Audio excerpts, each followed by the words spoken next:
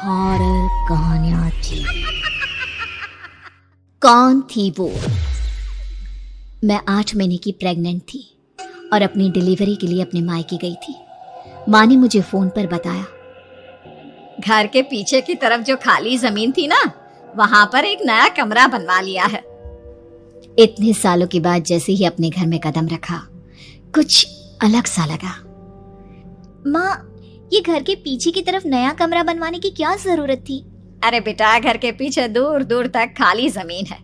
तेरे पापा को कई दिनों से लग रहा था कि यहाँ पर एक कमरा बनवा लेंगे तो ताजा हवा मिल जाया करेगी। अब तो ये सब छोड़ और चल जल्दी से दूध पी ले।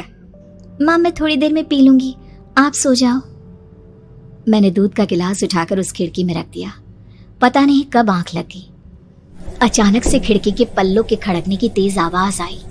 दूध का गिलास धड़ाम से जमीन पर आ गिरा। जमीन पर गिरते ही दूध का रंग लाल हो चुका था।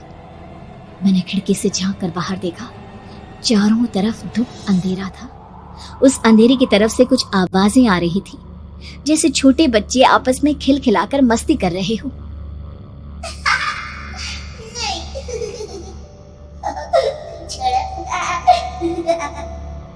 इतनी रात को इतने घनघोर अंधेरे में बच्चों की आवाज कैसे आ रही है? घड़ी में वक्त देखा तो ठीक 12 बजे थे। देखकर मैं सन्न रह गई। बुरी आत्माओं और भूतों की कई कहानियां मैं सुन चुकी थी। वक्त भी कुछ ऐसा ही था। ऊपर से मैं प्रेग्नेंट। सुना था कि ऐसे वक्त में अक्सर बुरी आत्माएं औरतों का पीछा करती है, तो क्या मेरे पीछे भी? पसीने से तरबतर बड़ी मुश्किल से, जैसे कांपते हाथों से मैंने उस खिड़की को बंद किया। जल्दी से जल्दी उस कमरे से बाहर निकलकर माँ के पास जाने के बारे में सोचा, लेकिन जैसे ही दरवाजे की तरफ पलटी, लगा कोई साया हवा की स्पीड से दरवाजे के सामने से गुजर गया। मेरे गले में अटक कर रह गई। मैं जोर से चीख कर माँ को बुलाना चाहती थी, लेकिन वो आवाज खुद मेरे कानों तक नहीं पहुंच पा रही थी। तो माँ तक कैसे पहुंचती? खिड़की के पल्ले एक बार फिर तेज हवा के झोंके से धड़ाम करके खुल गया और पूरी ताकत से मैं चीख पड़ी। जानती थी मेरी चीख की आवाज सुनकर कुछ ही सेकंड में माँ वहां पहुंच जाएगी, लेकिन ऐसा कुछ हुआ ही नहीं। मेरा कलेजा डर के मारे फटा जा रहा था। आखिर माँ ने मेरी आवाज क्यों नहीं सुनी? इतनी गहरी नींद में तो माँ कभी नहीं सोती। ठीक पीछे खुली हुई वो खिड़की।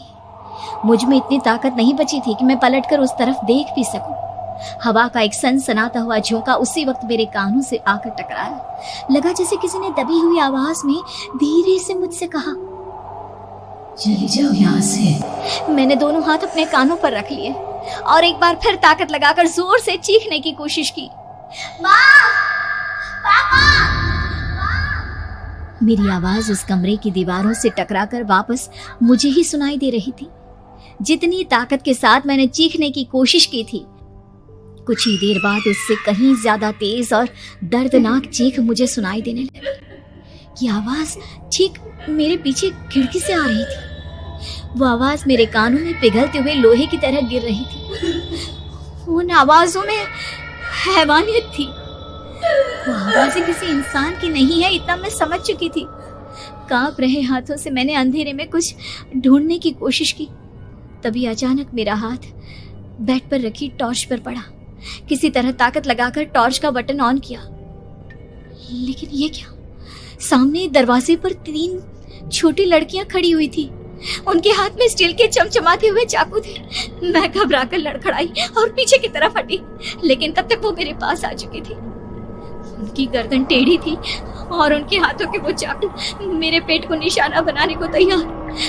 मैं जोर से चीखी, नहीं, छोड़ दो मेरे बच्चे को, मत मारो, मत मारो, छोड़ दो मेरे बच्चे को। सोनाली, सोनाली, क्या हुआ बेटा? तू इतनी डरी हुई क्यों है? उठ बेटा, क्या हुआ? हड़बड़ाकर मैंने अपनी आंखें खोली। देखा तो दिन निकल आया था। माँ मुझे जगा रही थी। मेरा चेहरा पूरा पसीने से लथपथ था। क्या हुआ बेटा? तुमने कोई बुरा सपना देखा क्या? मैं अभी तक अपने पूरे होश में नहीं थी। वो मेरे बच्चे को मार देगी माँ। वो लड़की मेरे बच्चे को। मैंने घबराकर अपने पेट को छुआ। सब कुछ ठीक था। और वो दूध जो रात को यहाँ पर गिर गया था, उसका रंग लाल हो गया था।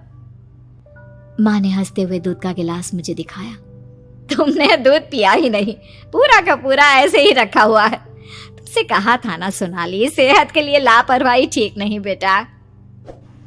लेकिन मैंने तो सब कुछ अपनी खुली आंखों से देखा था। ये सपना कैसे हो सकता है?